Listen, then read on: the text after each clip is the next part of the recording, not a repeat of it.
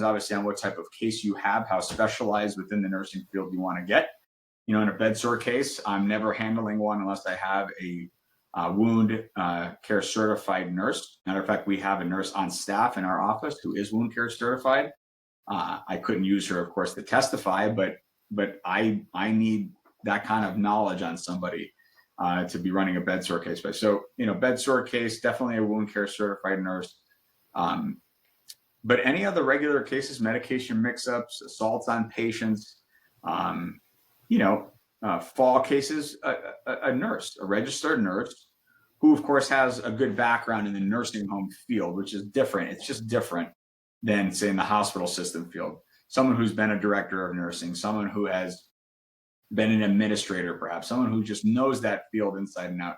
So that's always one of the experts I'd get. The other expert I would get, especially if we're having to prove that the fall or the injury caused the death, I always want to have a geriatrician to talk about the cause of death. I don't think the geriatrician needs to have any crazy specialties, say in neurosurgery if you had a brain injury, or in orthopedics if you have an orthopedic injury leading to death.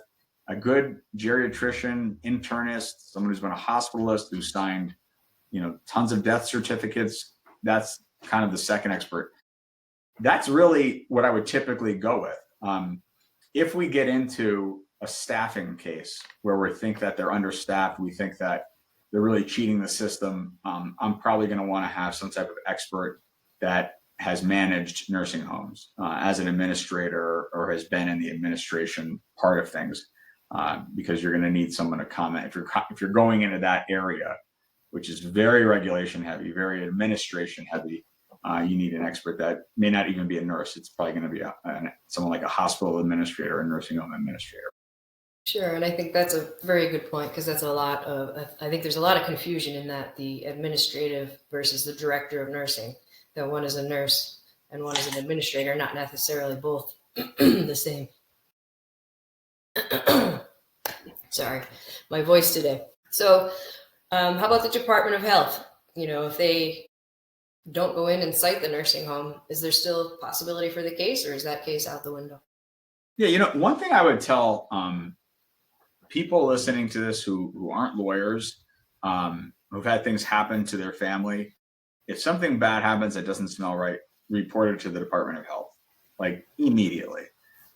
They take this stuff very, very seriously, and you'll get a case manager. They may do an unannounced visit at the facility, and you can get some closure on whether or not you think something's wrong, and you can get some evidence back that you can use in your own life. You got the lawsuit for the minute.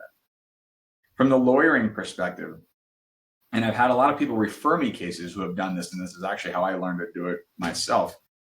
You get a call from a client who says, my mom just fell the other day. I don't like what happened. It doesn't seem right. And maybe we're not signing them up right away because we just don't know if there's anything. Maybe we're going to set a client meeting in a week or whatever. You tell that client, go to the Department of Health and report what you're seeing.